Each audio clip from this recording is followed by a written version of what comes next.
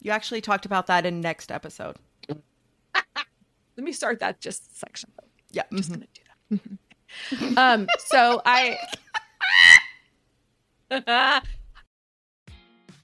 Yay, you're here. Welcome to How to Be a Grown-Up with CK and GK. Let's get started.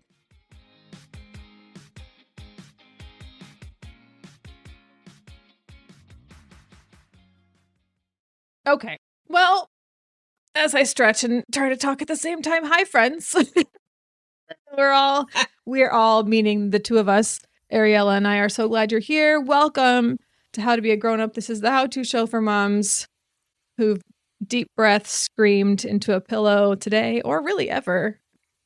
Did you hear about the group of people in Chicago who go out like once a week and scream into the void over the lake? I saw a post about it, but I didn't read any of the details. But the post was enough for me to be like, I get it. Yeah, it was Love on CNN does a like 5 Good Things podcast, and it was on that a couple weeks ago. And then the Sochi Meads just picked it up. So, but it's funny, and I was like, this man knows, this man gets it. Sometimes you just need to go scream into the void. Yeah. And they do it like 3 big screams, and then they all just like go on their merry way. It's hilarious. All right. I love how they don't even like go out for like drinks or anything after. So it's like, they're just like, all right. See you I think guys it's like next Sunday week. morning or something like that. But yeah, they just go out and scream and then go about their day. It's pretty and then funny. Go home. Yep, exactly. Go to church. Sometimes you Sometimes you just need to get it out and then keep on moving, right? Right. Okay. Well, with me today is Ariella Monti, who's a novelist and a neurospicy mom of a neurospicy child, and she's also a succulent of resilience. That sounds inappropriate. She thrives on chaos and looks good doing it. Ariella Monti, folks. I can't. So I sit here completely like unshowered. That's in a part of the ratty chaos. t-shirt. Listen, I'm unshowered too. I did change my clothes, but I am unshowered. It is what it is, folks. It is what it is. Today, we're cracking up, but the topic is actually kind of serious. We're talking about the shame and stigma surrounding ADHD. So, all the things that make ADHDers feel some type of way about themselves and how other people seem to perceive ADHD. I got thoughts, so we're going to share those. But before we do, let's make sure you're subscribed to this show. Okay. So if you haven't already, please hit follow or whatever it is on your favorite podcast app that lets you get updates from your favorite shows so you don't miss any episodes. Yes? Yes. Okay. So, as always, our sources are us and Attitude Mag because Attitude Mag is the best. I also have been putting together an ADHD playlist on Spotify. So everything that we've been talking about related to ADHD is all in this one playlist. And you can find that link in the show notes so you can get the rundown on ADHD stuff according to us and some science. We're fact adjacent on this show. So it works, right? We cite our sources though. We do cite our sources. It's not like I just make it up. Yeah. No. So we cite our sources.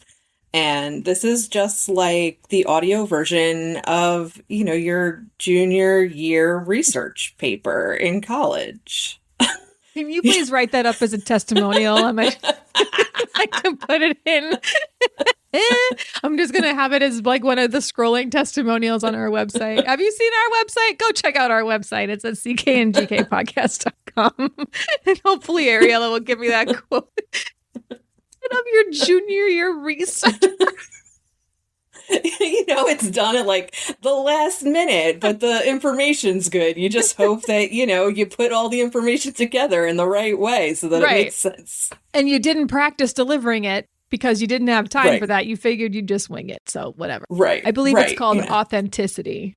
That's what it is. In the current speak. So this episode is for all the people who have been told they're too much, or they're extra, or they're not enough, and not extra like how Jenny dresses up for all of the occasions extra. That's not what we're talking about here. Like, just they're big. What's the Taylor Swift thing? She says like your energy is like currency, right? Some people just can't afford your energy. It's Oh, like that. right. Yeah. Yeah. Okay.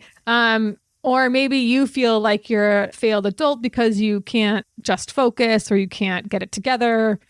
And you're listening to this show because it's called How to Be a Grown Up, and and you're listening to us try to teach you. But that's all a part of ADHD shame.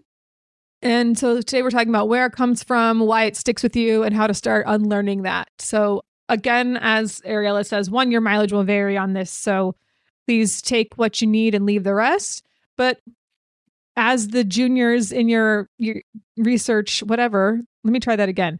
As you learned from the other juniors in your history and English classes, none of us are mental health professionals. None of them were either.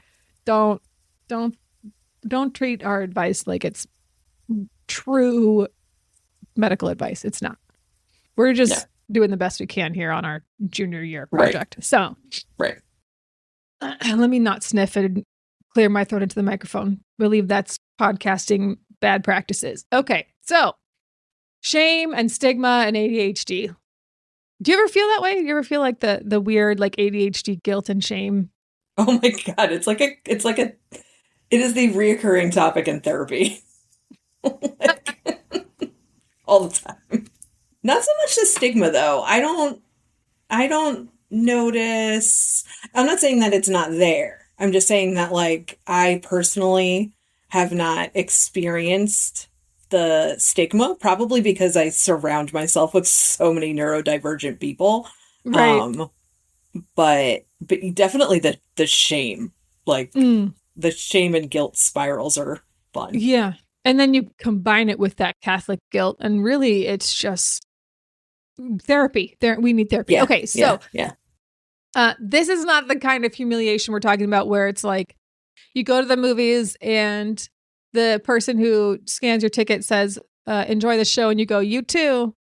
And then you think about it for the next, 5 years. It's not like that. This is a different kind of shame and humiliation. But I think there are some real root causes for this feeling. So I personally am blaming childhood experiences, like when you get compared to other people, you feel misunderstood, you are misunderstood, etc. Societal myths and stigma, I would say, are also a big part of this. And then internalized ableism, because I think people don't realize that ADHD is an actual disability that exists scientifically. So just putting that down there. So I think all of these things kind of came together and made some sort of shame smoothie.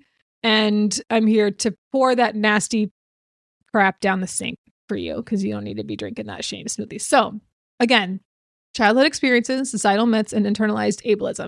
Also, there are lots of people who think that ADHD is still some sort of moral deficiency. Right. Y'all with ADHD are nothing more than lazy slackers. Y'all just lack discipline. Y'all are too sensitive. There's something off about y'all. I don't know what it is about people who think that way, who don't think this is real, but I clearly can't change mine. So when you look at your likely chaotic surroundings as an ADHDer, you probably think something like, my problem is that I lack discipline. And that's because there's a chance that someone said something like that to you, especially if you're someone who got bad grades in school, right? Like those feelings of inadequacy from your childhood academic performance still linger, right? How many times did you hear, like, she just needs to buckle down and focus, or concentrate on what's important, or stop talking in class? That was me. I was always the one talking in class, right? So then when you're late to another meeting, you turn it on yourself. You say, oh my gosh, I'm a mess. I'm lazy. I'll never get ahead. I'll never figure this out. What's going on? Or maybe you were the opposite. Maybe you were like me. And instead of getting bad grades in school, you did really well in school because you were anxious and you needed to perform a certain way. So you did so well that even the idea of underperforming made the shame feel worse, right? So like if you didn't perform at you might have thought it was your best, but it's not your normal, usual level, then you feel shame for that. Yes. Or you're a mix of both. Yeah. I think I was Cherry a mix. pickers. I was a mix. Yeah, I was a mix of both because I didn't I wasn't the kid who got in trouble a ton because I was a people pleaser. I was an Yep. anxious people pleaser. Yep. But I did, average in most subjects. And then other subjects like math, I did really, really poorly in, which is really common for ADHD kids to have challenges in math. And that's where, like the lazy and the discipline and like I'm stupid because I can't understand this and all of that. Yeah. And that's so, I mean, just from a teacher's perspective, if kids are constantly not getting it and no one picks up on the fact that they don't get it, it's not that they're lazy, it's that they don't understand. And then they do poorly. Well, where's the motivation to try and fix that? Right? Like where you're just going to continue to perform poorly because you don't have the skills from the previous lesson or whatever. And it just gets worse and worse until you fall further and further behind. And then you just end up like, I suck at this. So then when you get the bad grade, you don't feel any motivation to do better because you already like have internalized, I suck at this. Right. Right. Yes. We can get into a whole thing about that.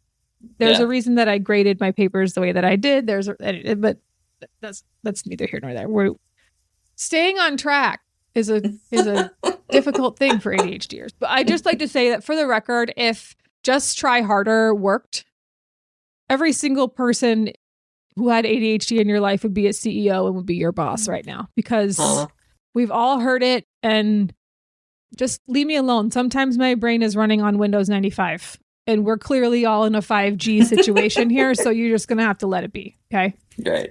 So this kind of feeds into that stigma piece, right? Despite hearing about ADHD everywhere all the time these days, everyone's got ADHD. No, it's not that everyone has ADHD. It's that people who were not diagnosed when they were younger are finally getting diagnosed. That's why the numbers are surging because in particular, women are finally being diagnosed. So shut up about that. Anyway, there are still those people who refuse to believe that ADHD is real. But there's more to it than that, right? We've already touched on he just makes bad choices. He's just lazy people who think that ADHD is an excuse for quote unquote bad behavior, right? But there's other sources of this stigma. So one is that ADHD is perceived to be a childhood disorder, meaning he'll grow out of it, right? Since ADHD is commonly thought of as a childhood disorder, adults who have it or, claim to have it have come under suspicion. So people seem to think that you're using ADHD as an excuse for your circumstances. Right. Or your behavior. Right.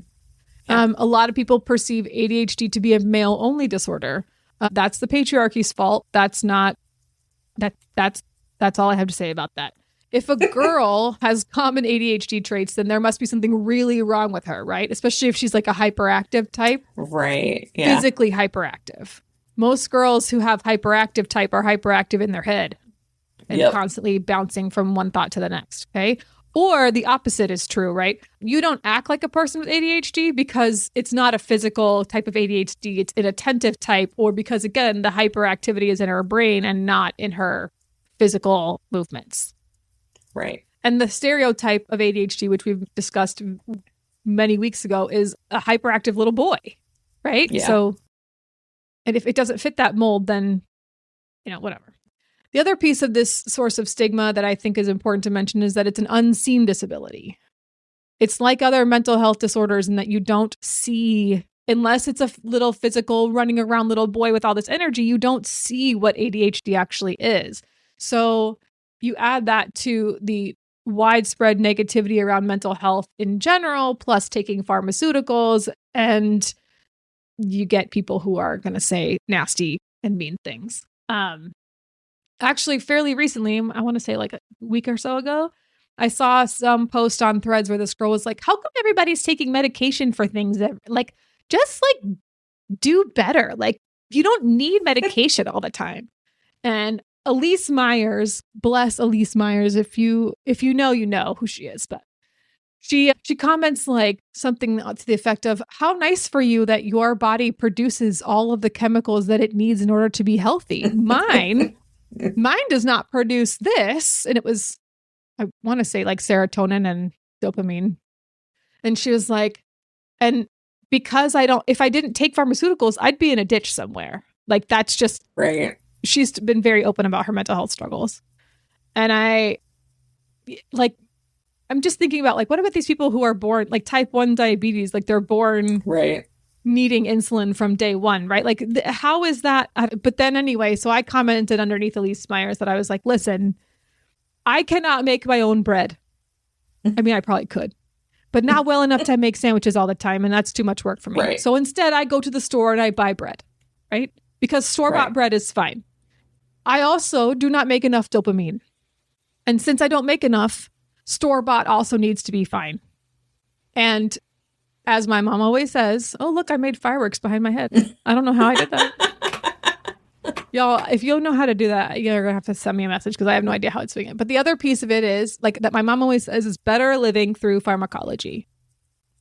You wouldn't say that about someone who has diabetes. You wouldn't say that about someone who needs chemotherapy.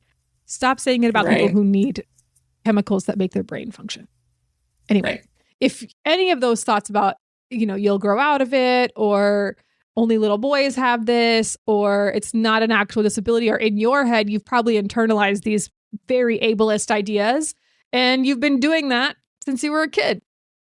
So that's another reason why you might feel some shame around this. Shame tends to manifest itself in various ways. And we've talked about some of these in other episodes in the past, but I'm going to touch on them again. So in general, symptoms of how your shame might show up: mood disorders and sometimes crippling anxiety. Self-medication with drugs or alcohol, especially for undiagnosed ADHDers, or other dangerous behaviors, adrenaline junkies, dopamine chasing, etc. Defensiveness, which can come across as anger. Also, to be fair, irritability is a very real symptom of ADHD. But so you end up lashing out at the people closest to you and pushing them away, and when you actually really need them. The other big general symptom is masking, which we've talked about before. Go listen to that episode if you're not sure what that means, but trying to fit in by masking your symptoms. You might see those symptoms else in all facets of your life, but specific to work or school, you might see procrastination, which leads to guilt, which leads to more procrastination. Nope. And then, like, panic working, right? That happens. There's also, in work or school, a fear of asking for accommodations.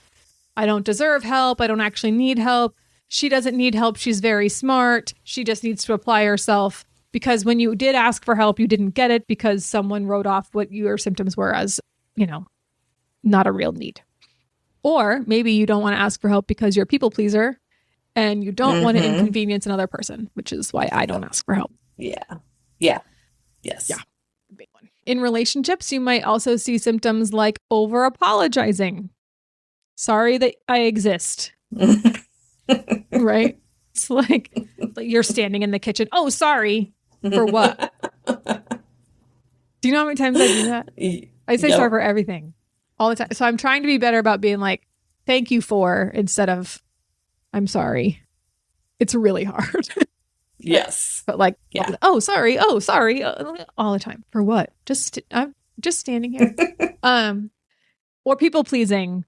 ADHDers tend to be intense people pleasers because they don't want to be rejected, because RSD is real, but also because they know that they're a little weird, they're a little off, and they, don't want people to pick up on that. So it also leaves them highly vulnerable to manipulation, which is another thing. In parenting, ADHD might show up as I'm failing my kids. You're comparing yourself to neurotypical parents. You just constantly feel like you're inadequate. Feelings of inadequacy across the board, but in parenting in particular, because other parents, quote unquote, other parents seem to have these great relationships with their kids and you don't have that kind of relationship. So let's talk about fighting this shame, all of this garbage, and getting past it. And so I'm specifically talking to myself for these, but I hope that you find some of this helpful. Ariella, you might find some of this helpful. So this is me giving you advice, even though you didn't ask for it. Okay. So we're going to start by separating the morality of ADHD from the science of ADHD. You cannot beat yourself up about something that you literally have no control over. You wouldn't attach immoral or judgmental thoughts to someone with a physical ailment or disability, correct? So again, we go back to that diabetes disorder. You're born type 1 diabetic. People aren't going to be like, ew, like that's, you know what I mean? People don't judge that. They do judge type 2 diabetes sometimes because people feel that as self-inflicted, but type 1, they don't, right? Or, you know, you're born with, I don't know, some other sort of a heart defect or whatever. People don't judge stuff like that, but they do with this stuff. Anyway, so I'm going to remind you that ADHD is a physical ailment. It is a physical disability. It's supported by real science with MRIs and genetic studies. So you cannot view ADHD as a personality flaw or a moral fault. It's a brain type. It's not a flaw. The physical disability is the part where you don't make the chemicals that your brain needs to be its best self. That's the end of it. Yes, it's a real disorder. It comes with real challenges, and you can choose to face those challenges head on, or you can wallow in the shame that someone else taught you instead of being your most authentic, amazing self. It's a physical ailment. Your brain doesn't produce chemicals. So don't beat yourself up about it. Okay. So you're going to name the narrative. Remember I told you about Gladys? Gladys is my ADHD brain. She's here. She's back. She's going to help you separate yourself from your brain and yourself from the RSD that your brain carries around in the world's most ridiculous suitcase. Like the stupidest little suitcase. That's what Gladys carries your RSD in. It's like a Mary Poppins bag. Only it looks like Pee Wee Herman's Funhouse. Like it's the most stupid thing, right? This shame isn't mine. This shame is Gladys. Shut up, Gladys. You're stupid and your suitcase is ugly, right? Now, to be clear, I'm not saying that you can make excuses for yourself. It's not Gladys's fault that I behaved in some crappy way that wasn't appropriate. Gladys exists to keep me from shame spiraling about that. I can put it on Gladys that I feel some type of way and I keep ruminating on it. That's Gladys's position here. My behavior is not Gladys. She's how I separate out the shame. Okay, I'm not pawning off my responsibilities. And I just want to be clear, there's Gladys and then there's Myrtle. And Myrtle is the ghost in my house who does things I don't like leaves out shoes or boxes or messiness or leaves cabinets open. That's Myrtle. Gladys is my shame and my ADHD brain. Okay. In addition to naming your narrative, and separating that from yourself, you're going to rewrite your story and you're going to remember that ADHD is a superpower. You have so many strengths like creativity, originality, hyperfocus, persistence, initiative, humor. Those are very common among people with ADHD. So remember that piece of it when you start to shame spiral, and tell Gladys to shut up because you're funny. Shut up, Gladys. I'm funny. Right? There you go. Now, another thing, I said that ADHDers are vulnerable to people pleasing and manipulation. So here's what you're going to do. You're going to expect respect from others and from yourself. Because people who are buried in shame often let other people walk all over them. You get stuck in this cycle of people pleasing. You constantly apologize. You over apologize. And then you ruminate on the thing that happened that made you apologize. And then you don't enforce boundaries that keep you safe. So basically, it's like being in junior high all over again, and you're an easy target. Like, I hate to say it that way, but you are. And when you remember all of those things that I just listed off that you bring to the table, you can start to see yourself as someone who is actually worthy of respect. You can gain the confidence and start to respect yourself, which means that people won't give you any guff and you don't have to take it from other people either. Okay? So here's some sentences that you can say when someone is a jerk about ADHD. I have ADHD and it's just as real as other medical conditions. I work hard, and I bet you have no idea how demoralizing it is to hear you say something like that. I like that. Mm-hmm. This is one of my favorites. Wow, I'm surprised you feel comfortable talking about mental health conditions that way. Can you help me understand what you mean by that? Or tell me more about that. I love making them explain their stupidness and bigotry. My favorite. Yeah. Also, my personal addition here. F off, Gladys. So, yeah. Tell her to go away. Or whatever her stupid name is. Linda. I don't know. But it doesn't matter. Okay. The next thing you're going to do to help get rid of this shame is find your people. You mentioned this earlier. You surround yourself with so many neurodivergent folks. There's a idea in neurodivergent communities that if all of your friends are neurodivergent, got news for you. You probably are too. Yeah, it's unlikely that you are the token neurotypical. Right, you're not. Sorry, token. No. That ain't you. No, you're not. no, Yeah. No, you're not special. You are not a special snowflake.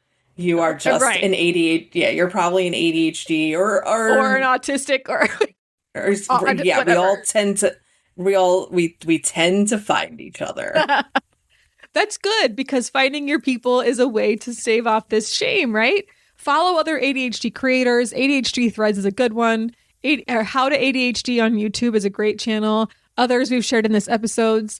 And by the way, I would consider Ariella and I to be ADHD creators at this point. So if you're not following us, now's the time. Yes. Shameless plug here. Okay. Therapy, especially ADHD informed therapy and coaching, can really, really, really help by giving you an objective third party to talk to. If you're not sure about it, Attitude Mag has a great directory of professionals to support you. And I've linked that in the blog post for the episode. And then also just look for other people in your life who are neurodivergent and who are open to talk about it. I do not have any shame about talking about this. The ADHD shame, yes. The shame about talking about my mental health, no. Because I think the more we talk about it, the better off we're all going to be, and more people are going to realize that they're not alone. So I have no problem telling you every single medication that I'm on for my mental health, how much of it I take, and making recommendations. So find people in your life who are like that, who are open to talk about it. And if those don't exist in your real life, they do exist online, and lots of people want to talk and have that community with you. Yeah. The other thing is to create systems to prevent shame. I realize that sounds stupid. Okay. But there are actual ways that you can prevent shame when you know your shame triggers. For example, let's say you always lose your car keys. Okay. Well, come up with a specific system to keep track of them. Take a small basket, put it on the table right by the front door, or get one of those cute little cloud magnets. Have you seen those? It's like a wall-mounted cloud magnet, and it's adorable. And it's so, come on, you'd want to stick your keys on that every day. It's so cute. Okay. And that way, you won't get mad at yourself for losing your keys, and then you won't shame spiral, right? And as you get better with those systems, you'll be like, yes, I put my keys in the bowl 3 days in a row, people. And then you can go on ADHD Threads, and you can be like, guys, I put my keys in the bowl for 3 days in a row. Please clap. And people will clap for you, right? And so like people will be genuinely excited for you. Happy for you. It's so great. Yeah. So the more you do that, you get proud of it, and then you get higher self-esteem, and then that starts to snowball, and you'll find other systems to prevent more shame. It works, I promise. There are ways to prevent it. Practice shamelessness. This is what I'm talking about when I say I will tell you every single mental health condition that I have. Okay. So most of our listeners are moms. I'm going to take you back, mother, dearest, to the lack of shame that you felt when you were in the process of birthing your child. Now, when I was born, my mom was in a teaching hospital, and there were just people coming in and out, and she was like screaming at people to get out and leave her alone. In mine, it's not so much that I had a teaching hospital as it was that it was during like shift changes. I was there long enough for that. So I had multiple people all up in my business. Mm-hmm. That by the time I left the hospital, I had probably no less than 15 different hands on or in my body in some way, shape, or form, right? Do you remember having that many people hot up in your business? Okay. Are you a proud member of the We Do Not Care Club? If you know, you know. Channel that vibe, right? Out your ADHD proudly. I forgot your birthday because my brain cleared its cookies. That's my bad. Let's celebrate belatedly. P.S. Also, I personally love late birthdays. I think it makes the fun last longer. So if I celebrate your birthday late, just remember it's because I love you and late birthdays are great. Okay? Laugh at yourself. Oh my God, of course my keys are in the fridge. They were hot in my hand. I was hot. I put my face in the fridge. Of course that's where they are. Why not? Right? Find ways to laugh at yourself and find ways to go, you know what? This is me. Like, this is who I am. If I don't laugh at it, I'll cry or feel shame. So just be okay with it. It's all right. And then keep trying. There will be times when you make yourself angry or frustrated and you start to shame spiral again. Of course, that's going to happen. It's wired into your brain, or the lack of chemicals, the happy chemical dopamine is part of why it happens too, right?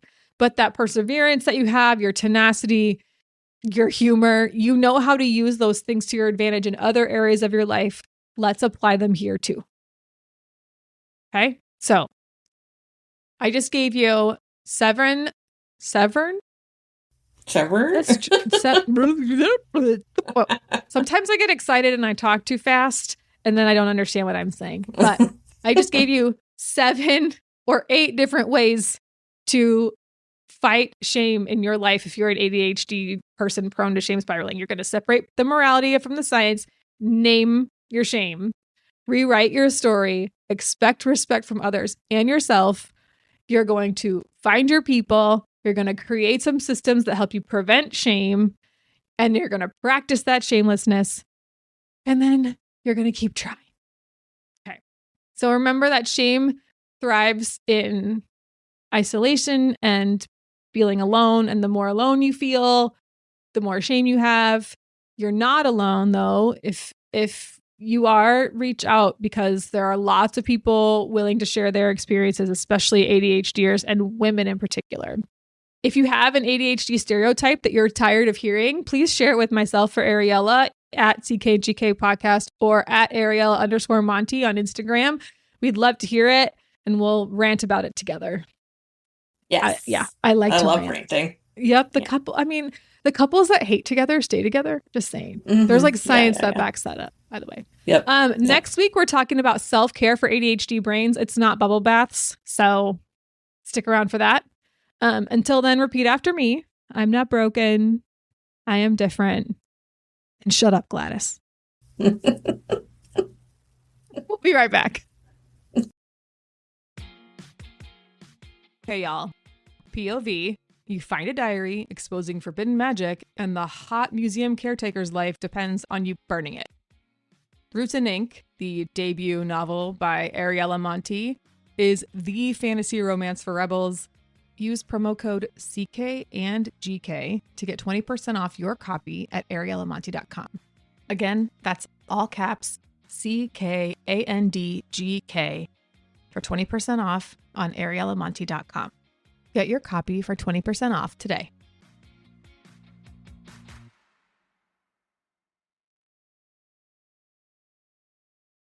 Okay, it's fine. We're back. Guess what? What? The delayed response is everything. Oh my God, now I don't even know what I was going to say.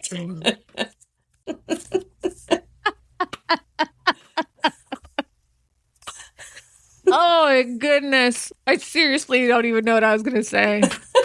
It doesn't even matter.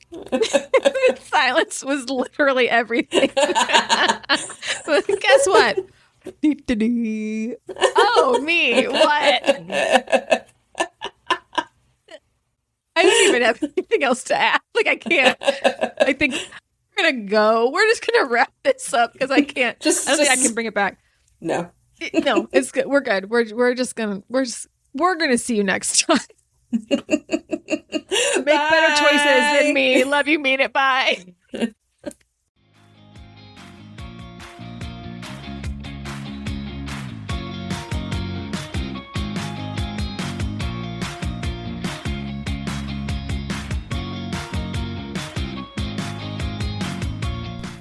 Hey friends, thanks for listening to the CK and GK podcast. Find us at CK and GK podcast on Instagram and Twitter, and rate, review, and subscribe on Apple Podcasts, Spotify, Good Pods, or anywhere else that you pod. See you next time.